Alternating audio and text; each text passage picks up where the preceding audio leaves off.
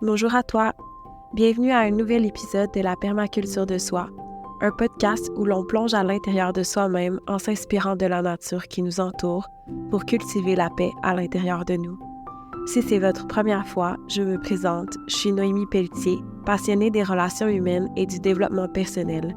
Pendant les dernières années, mon parcours de vie m'a amené à retourner à moi pour comprendre ce que je devais changer afin de construire une vie qui me correspondait vraiment.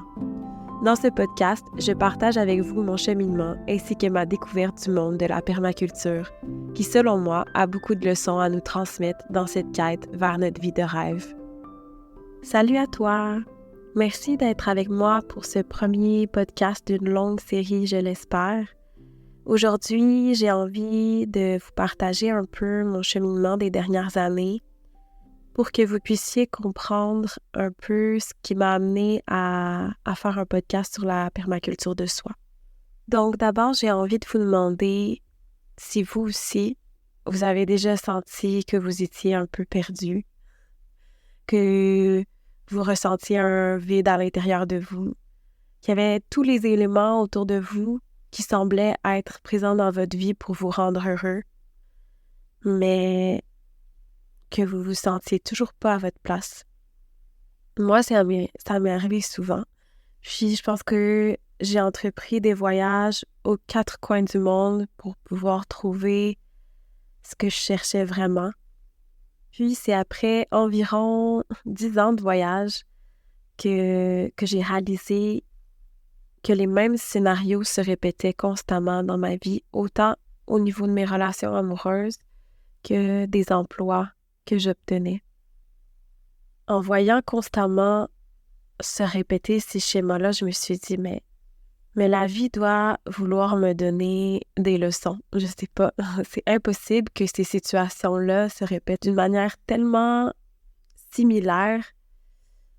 Puis moi, je retourne toujours dans le même bateau. Mais en fait, comment je fais pour changer? Puis je pense que c'est ça qui a lancé ma réflexion après avoir terminé ma dernière relation amoureuse. Je me suis dit, mais je suis tannée, en fait. Je suis vraiment, je suis fatiguée de toujours retourner dans les mêmes scénarios. Qu'est-ce que je dois changer à l'intérieur de moi? Puis la solution qui me semblait être la plus logique à ce moment-là de ma vie, ça a été de déménager au milieu des montagnes en Autriche. J'avais toujours essayé dans le passé, à mes retours de voyage, d'être complètement heureuse à Montréal, avec mes amis et ma famille, mais ça fonctionnait jamais. Puis, dans mes dernières années de voyage, j'avais vraiment connecté avec les montagnes, puis avec la nature. Donc, je me suis dit, si enfin j'ai le courage de laisser tout derrière à Montréal, puis d'aller habiter dans les montagnes, mais c'est peut-être là où je vais me sentir à ma place et complètement heureuse. Puis, en arrivant en Autriche, j'ai vu encore les mêmes scénarios se répéter dans ma vie. Même si j'habitais dans un petit village au milieu des montagnes, j'ai trouvé le moyen d'être dans une relation dans laquelle je me sentais pas réellement bien, d'avoir un travail qui me correspondait, mais dans lequel j'étais super stressée, puis qui résonnait pas vraiment à l'intérieur de moi. Puis, à ce moment-là, dans ma vie, j'avais déjà lu plein de livres sur le développement personnel. C'est quelque chose qui m'a toujours passionnée. Puis j'ai étudié aussi en communication et relations humaines. Donc, j'avais déjà peut-être une évolution à l'intérieur de moi qui s'était faite. Puis, je voyais que j'étais pas bien avec ce qui m'entourait. Puis, il y a eu vraiment une belle réalisation en Autriche qui s'est manifestée en moi parce que, enfin, je vivais dans un environnement qui me faisait rêver. Au milieu des montagnes, je pouvais aller skier tous les jours. J'aurais pas pu décrire un endroit plus beau, plus majestueux pour vivre. Puis, j'ai regardé autour de moi, puis je me suis dit, mais en fait, tes amis, ton copain, ton emploi, ils reflètent tout ce qu'il faut que tu changes à l'intérieur de toi. Puis ça a été vraiment un « wow ». en fait, je sais pas qui je suis. Donc, ce qui se manifeste autour de moi, c'est une reproduction de qui je décide d'être. C'est moi qui décide de passer du temps avec des gens comme ça. C'est moi qui décide d'entreprendre cette relation-là. C'est moi qui décide de choisir d'être dans un job qui me stresse. Donc, c'est moi qui ai la responsabilité de ma vie. Puis, à ce moment-là, j'ai réalisé que parfois, il faut tomber en dépression pour être capable de mieux se reconstruire. Je savais profondément que cet environnement-là m'amenait au bout de mes forces. Puis, il a fallu que je réalise que c'est moi qui décidais de me faire vivre ça à moi-même. Puis, en fait, j'avais beaucoup lu sur la manifestation, sur le pouvoir du moment présent. En fait, ce que je réalisais, c'est que j'avais manifesté exactement ce que je voulais. Ce que j'avais demandé, c'est d'habiter dans un bel endroit, puis de faire du sport tous les jours, d'avoir un emploi qui me permettrait d'avoir des beaux défis professionnels. C'est vrai, c'est tout ce que j'ai eu. Je l'ai manifesté, je l'ai eu. Mais est-ce que c'est ça que je voulais vraiment? Puis je pense que c'est ça le problème de la manifestation aujourd'hui. On dit « Ah, il faut manifester ce que vous voulez ». En fait, oui, c'est beau la manifestation, mais est-ce qu'on apprend vraiment à se connecter à soi-même puis à se dire « Qu'est-ce que je veux vraiment? » Puis je pense que la société aujourd'hui ne nous permet pas de rentrer réellement à l'intérieur de ce processus-là facilement. Puis, c'est normal parce que c'est la société qui est le miroir de qui on est à l'intérieur de nous. Donc, ce que j'ai envie de partager, en fait, c'est comment je suis retournée à l'intérieur de moi-même pour arriver à construire une vie qui me correspondait. Ça a été un super beau processus dans lequel mon intuition m'a amenée sur le chemin de Compostelle, qui est un pèlerinage de 35 jours au nord de l'Espagne. Puis, quand je suis arrivée sur le chemin, jour après jour, je remarquais que les mêmes scénarios se reproduisaient, mais dans un temps beaucoup plus court, donc avec les personnes que je rencontrais sur le chemin. Puis c'est comme si le chemin m'a aidé à analyser puis à visualiser comment je pourrais changer ces scénarios-là dans ma vie. Et donc, ça m'a vraiment permis d'avoir le temps et l'espace de cheminer sur mon développement personnel. Puis ça, c'est mon parcours de vie à moi, parce que je me suis toujours intéressée aux relations humaines, puis que j'ai toujours un peu été philosophe dans l'âme, puis j'ai toujours voulu trouver le sens de la vie, puis en parler avec mes amis, puis pour moi, non, je sais pas, c'est quelque chose qui me remplit à l'intérieur de philosopher sur comment on peut toujours devenir des meilleures personnes. Puis en fait, le chemin m'a vraiment permis de me retrouver seule face à moi-même, puis de créer de l'espace dans ma vie pour faire cette analyse-là, puis arriver à des conclusions, puis de les appliquer au quotidien. Puis c'est comme si ma vie est devenue un peu mon terrain de recherche.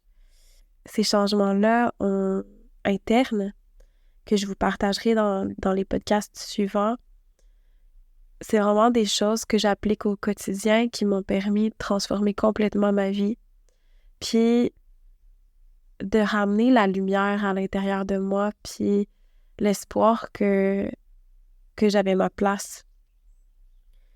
Mais ma place, c'est moi qui allais la trouver. C'est pas quelqu'un d'autre qui allait me dicter c'était quoi. Puis je pense que c'est ça la chose la plus importante. En fait, ce que j'ai envie de vous raconter, c'est le chemin vers une reconnexion à soi. La reconnexion à soi, elle passe par un cheminement d'observation, un travail de tous les jours, aussi par prendre le temps de le faire. Parce qu'il y a énormément de gens autour de moi qui m'ont dit « Oui, mais Noémie, t'as une vie de voyageuse, puis toi, t'as le temps.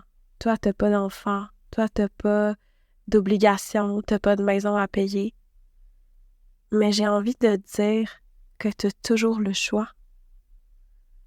Puis je sais que c'est facile parce que toi qui m'écoutes, tu peux pas argumenter, puis tu peux pas me dire « Oui, mais, oui, mais, oui, mais. » Mais retourne à l'intérieur de toi, Puis peut-être écoute mes podcasts suivants, puis demande-toi, est-ce que vraiment j'ai pas le choix de changer des petites choses pour arriver tranquillement vers une reconnexion avec moi-même? Donne-moi une chance de te convaincre que c'est possible d'arriver à ta vie de rêve. Puis en fait, c'est cette passion-là que j'ai envie de partager avec vous, avec toi qui m'écoute. Pour moi, il y a eu un moment encore plus fort, plus puissant. Ça a été quand j'ai fait tous ces petits changements-là à Montréal dans ma vie. Il y a des belles choses qui se sont manifestées sans que je les demande.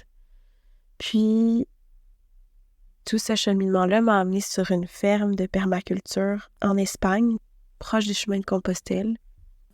J'ai rencontré un professeur de permaculture incroyable. Si vous ne savez pas c'est quoi la permaculture, vous inquiétez pas, on va approfondir c'est quoi dans les prochains podcasts. Pour en faire un petit résumé rapide, la permaculture, c'est la contraction du mot permanent et culture. Donc, ça a émergé en Australie avec 2 agriculteurs qui se sont intéressés finalement à l'agriculture écologique, puis à vouloir créer des systèmes résilients, autosuffisants, qui nous permettraient de faire face au changement climatique, puis à adopter des comportements qui nous permettraient de travailler avec la nature et non contre elle. Il y a beaucoup de gens qui pensent que la permaculture, c'est juste une technique pour designer un jardin écologique. En fait, la permaculture, c'est beaucoup plus que ça. Pour moi, c'est une manière de voir la vie. La permaculture, elle peut être appliquée à tous les domaines de la vie, en fait.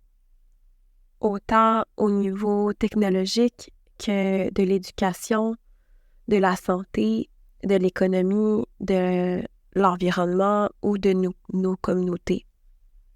Donc, la permaculture, en fait, c'est seulement un modèle qui inclut des principes et une éthique, puis qui nous permet de designer chacune des sphères de notre vie avec des valeurs propres à l'autosuffisance, puis qui nous permet d'être et de créer des systèmes qui sont en symbiose avec la nature et non qui nous amènent à l'exploiter jusqu'à temps que tout soit détruit. Plus on s'est mis à parler de permaculture dans la ferme où j'étais, plus les choses ont commencé à se mettre en place dans ma tête puis à faire sens. Il y a eu des belles révélations, entre autres celles où je me suis dit, mais en fait, le processus que j'ai fait à l'intérieur de moi-même dans la dernière année, ça a été de rebalancer mon système puis de recréer un écosystème à l'intérieur de moi qui est balancé puis qui fonctionne mieux. Parce que avant, la Noémie à l'intérieur, elle était complètement débalancée, autant au niveau physique, mental que spirituel, émotionnel. Donc, j'ai appris à me connaître puis à comprendre comment mes systèmes à moi fonctionnaient. Parce que c'est ça, en fait, on est tous uniques, puis on nous apprend pas nécessairement à se plonger à l'intérieur de nous-mêmes puis à se dire, il faut que tu te comprennes pour comprendre comment tu fonctionnes dans le système. Puis en fait, c'est ce que j'ai envie de parler. Pour moi, la permaculture de soi, c'est la première étape. Rebalancer ton système, ton écosystème intérieur pour pouvoir trouver ta place dans un système qui est plus grand. Ce que tu crées à l'intérieur de toi va se manifester à l'extérieur de toi. Donc, si tu es bien à l'intérieur, mais tu vas être capable de créer une vie qui te correspond, puis de manifester les choses que tu as besoin autour de toi. Mais pour ça, il faut que tu fasses d'abord un travail interne de rebalancement intérieur puis de reconnexion à toi-même pour comprendre tes systèmes internes puis comment ils fonctionnent. Puis tu es la seule personne qui peut comprendre comment fonctionnent tes systèmes à toi puis trouver des solutions à ta paix intérieure. Puis c'est ça pour moi la permaculture de soi. Ça me passionne tellement. Puis en fait, ce que j'ai réalisé, c'est que la nature, elle a toutes les informations pour nous. Parce que la nature, elle n'a pas besoin de rien d'autre que d'être pour être bien. Donc, j'ai envie dans ce podcast-là de te parler de la permaculture de soi comme la solution au changement puis à un cheminement ensemble vers un monde meilleur. Puis je suis pas en train de me dire que je vais changer le monde. Je suis en train de dire qu'on va tout le changer ensemble. Je suis en train de dire que si tu te choisis toi-même à chaque jour, puis tu choisis d'aller vers la reconnexion vers toi-même, c'est comme ça qu'on va changer le monde ensemble positivement. Puis qu'il n'y a pas d'autre solution. Donc, si tu as envie de cheminer avec moi dans ce bel univers qui est la permaculture de soi, qui est en fait la connexion entre le développement personnel et les systèmes de la nature qui sont là depuis toujours, puis desquels on peut s'inspirer pour trouver l'abondance à l'intérieur de nous-mêmes.